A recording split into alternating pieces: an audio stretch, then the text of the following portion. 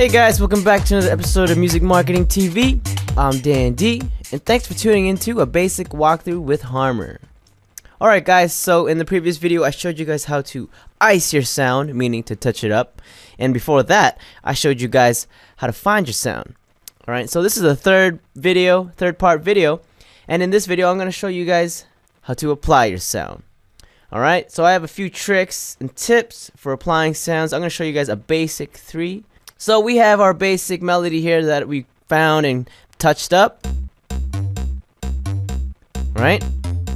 And what we're going to do, our first little trick here is add portamento. Okay?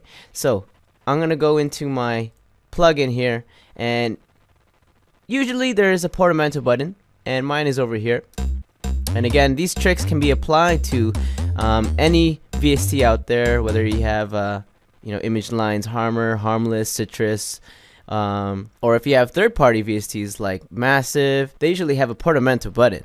Alright, so you can go ahead and click that, and now it enables my little slide here, a little knob, and you can hear that it's actually going from one note to the other. There's a little bit of delay, so it sounds like it's dragging, it's sliding. Alright, now if you don't have a built-in portamento button, you can always go into your channel settings. So right here I go into my miscellaneous function, and there's a portamento button right there. Right now it's set on 0, so it's just, there's none. But if I move up, you can hear that there's a drag, there's a slide, there's a delay. Right, you can really water down your notes so it sounds, drunk, I guess, if you want to call it. But I'm going to keep mine in the center. Alright, so it sounds like Yoshi. Okay, and you can pretty much automate this, and we're going to do that right now. Create automation clip, and we're going to create a little transition going into our little kick over there. And I'm going to have it from there to there, just to show you guys an idea of how to apply this. See, there's 0, there's none, and if we look, a really cool transition is bringing it up like this. Really water down your notes and then get back into the point. You know what I'm saying? So we're actually going to delete this so I can show you a troubleshoot thing here. So I deleted, and you're going to notice that if I go into my portamento and I want to keep it at the center, or let's say 0, it's going to bring it back to the center. And I'm like, why does it do that? Because you're going to really come across this every time you apply your sound. Because you're always going to make mistakes. This is always trial and error, right? So I want to show you guys how to fix this, because that's frustrating. I bring it down because that's how I want my whole song to be, but then it goes to the middle. What we can do is we're going to go into our browser here, go under current project, go to patterns, initialize control, and now you can see your portamento, your automation. So we're just going to right click and delete the event. So now I bring it down and it stays down. Yeah.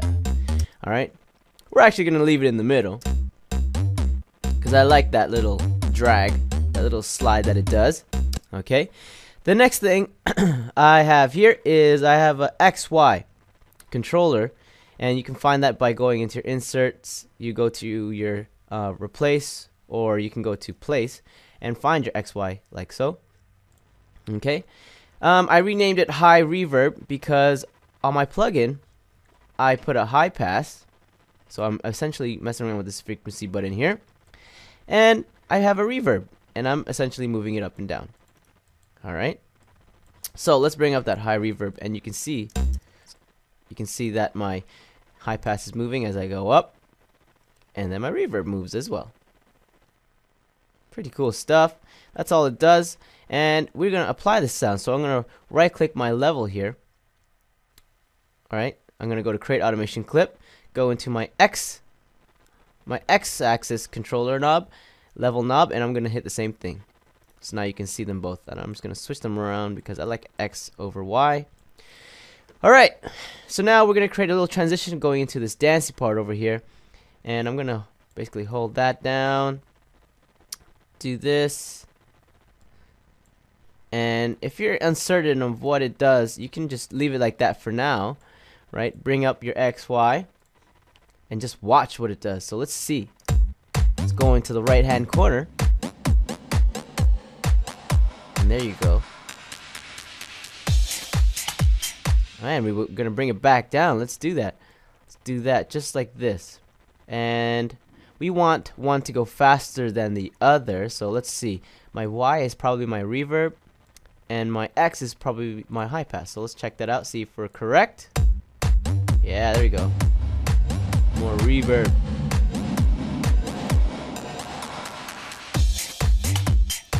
And we're actually gonna bring it down like that. So kicks up in the middle and then drops into it. That's pretty cool. A little bit too much reverb.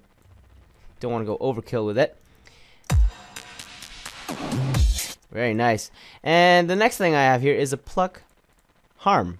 And what I mean by that is I'm messing around with the pluck right here, the pluck decay length, and the blur harmony, the harmonic blur amount. Okay, so check this out. I'm gonna bring up this, and you're gonna see that both of them are moving. I'll put it in the middle so we can see. So, bam. Now you're probably wondering, they're both moving, but one's going at a different time. Well, if you check out my Y tension here, I dipped it so that, you know, one moves at a different speed or a faster speed. See that? So my pluck is actually kicking in a little bit late. Really cool. So let's apply that. I'm gonna bring it down. I'm gonna right click my Y axis level, create automation clip, go to the same one for the X, and do the same thing. I'm gonna rearrange that so it sounds and looks proper. Alright, there we go. So let's do the same thing into here. I'm gonna just draw in my point there. I'm gonna draw in a point here, bring a point there, and let's see how that sounds.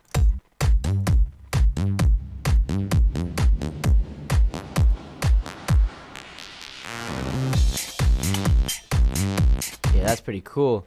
We're actually gonna leave this one up. Let's see what that did, right? So because we want to bring in our VST. You can see the frequency's moving up. The harmonic blur is going up. And there you go. The pluck time is all the way to the left. We need that to be all the way to the right, just for consistency, because we want it to be very legato. Okay. There you go. Now you can hear it. Alright guys, so if you don't have an XY controller built into your VST like I do, let me show you guys again. I have a built-in one here. I'm not currently using it. I'm using the third-party one just in case your VST doesn't have one. Okay.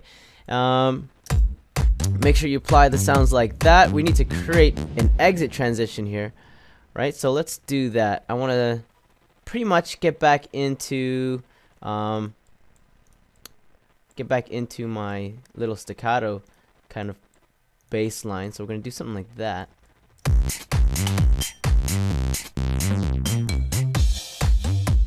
Yeah, that's cool.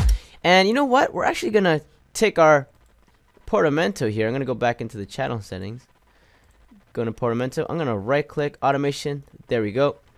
And we're gonna create a little drag here, and I'm gonna go from up high to down, down, down low.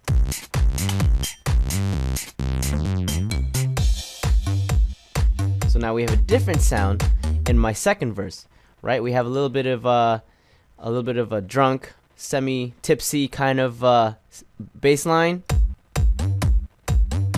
Sounds like Yoshi. And the second one, I have a very robotic, you know, straight, he's sober now, you know, kind of synth. Alright guys, so that's pretty much it for this episode. I hope this helped in your music production. I hope you found your sound, you iced your sound and you applied your sound. Alright guys, make sure things are very modular, things are very interesting, not too repetitive. Alright, I'm Dan D from Music Marketing TV, and I'll catch you guys in the next episode. Peace!